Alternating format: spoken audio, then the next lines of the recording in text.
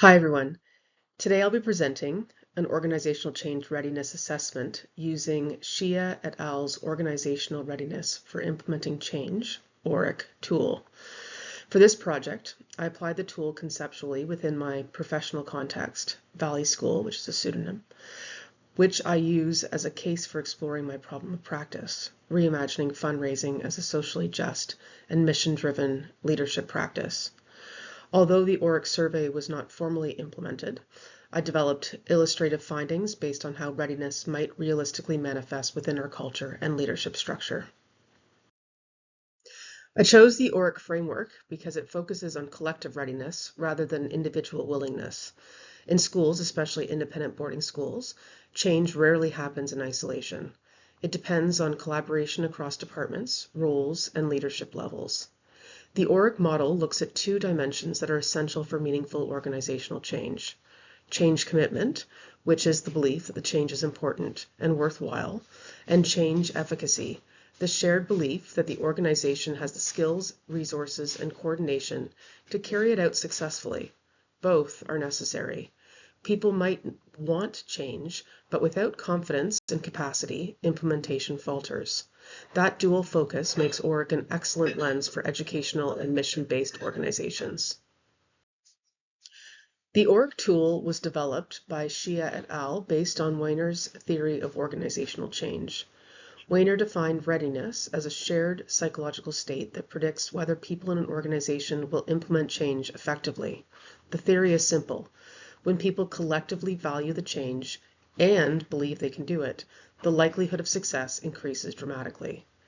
This idea has been tested across healthcare, education, and nonprofit context, places like schools where teamwork, shared values, and clear leadership signals are central to success. Weiner's theory draws from social cognitive and organizational behavior frameworks.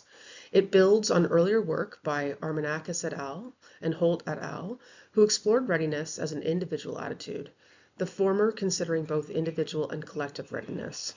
Shia and colleagues' innovation was to build a framework based on Weiner's theory that makes readiness collective, a property of the organization as a whole.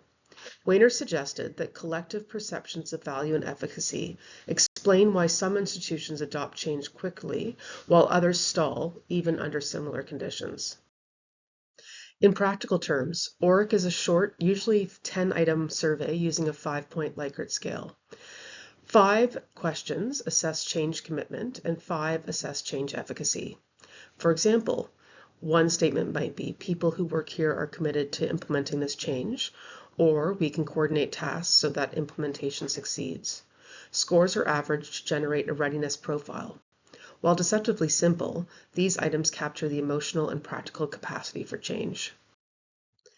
If this assessment were implemented at Valley School, I would begin by inviting participation from key stakeholder groups directly involved in or impacted by advancement work, including the advancement team, senior administration, department heads, the finance office, and admissions.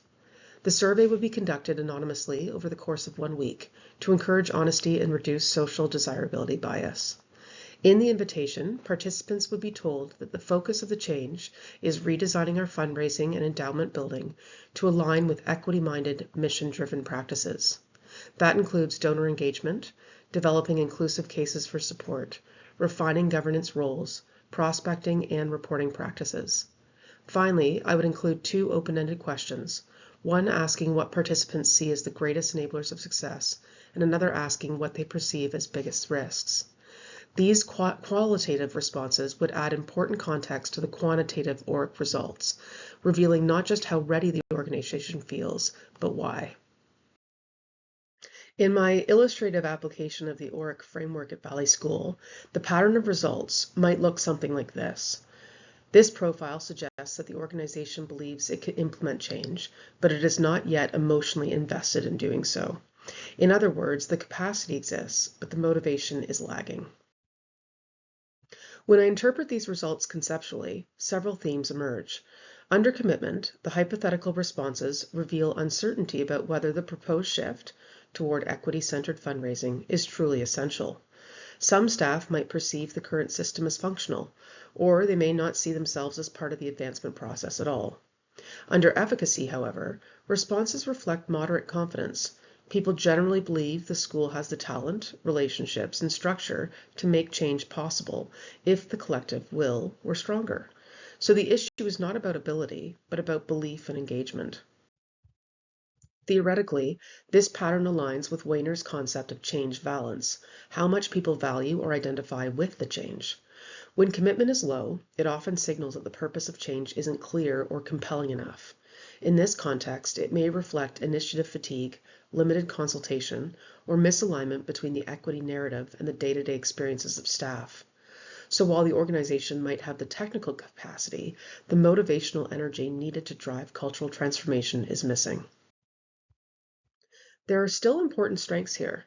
If, hypothetically, staff express confidence in their collective skills and systems, this would suggest a resilient foundation. They would recognize the competence of leadership and the overall mission alignment of the school. The gap then is not a rejection of the organization's values, but a lack of emotional connection between the new fundraising direction and those values. That would actually be a positive finding. It would mean that we don't need to rebuild capacity from scratch. We need to rebuild commitment through meaning making. On the other hand, several conceptual risks are evident. Motivational deficit. People don't see a pressing need to change what works. Competing priorities. Other school initiatives draw focus and energy. Change fatigue. There may be a sense of overload from continuous improvement cycles. Top-down perception.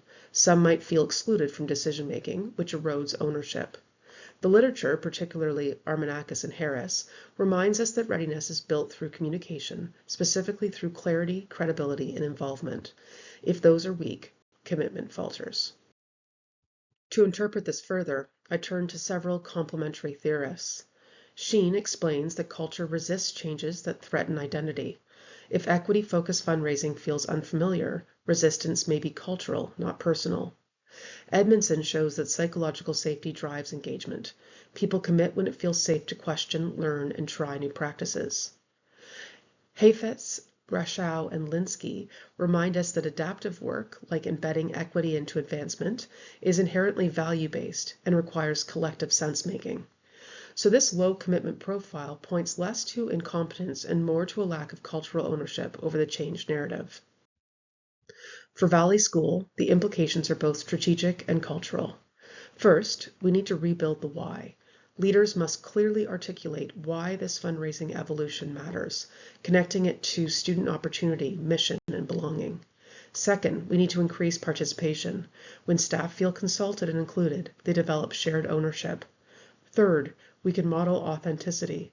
Acknowledging past blind spots and advancement builds trust. Finally, early wins are crucial. Even small successes can demonstrate that this new approach is viable, meaningful, and impactful. This analysis connects directly to my problem with practice. Transforming fundraising culture depends on shared commitment. Low commitment in ORIC terms means the vision is not yet collective. That lack of shared ownership could easily lead to performative equity practices or superficial change. So before strategy comes culture work, building understanding, dialogue, and confidence that this change aligns with who we are as a community. As a leader, this exercise has shifted my understanding of readiness. I realize that readiness is not purely structural, it's relational. Even when structures, processes, and skills exist, transformation won't happen without shared belief. For me, the takeaway is that leadership in this context is about storytelling and connection, explaining the why until it becomes our why. If I were implementing this change, my next 90 days would focus on rebuilding commitment through participation and communication. Host listening sessions to surface questions and emotions around advancement and equity. Co-create a new case for support with input from faculty and students. Empower champions across departments to connect daily work to the new fundraising philosophy. Celebrate early adopters and visible progress to maintain momentum. Reassess readiness using ORIC after 3 months to track shifts in both commitment and efficacy. In closing, I want to share that this presentation is more than just an academic exercise. It's something I'll actually be using on Thursday when I have the opportunity to present to our board of directors.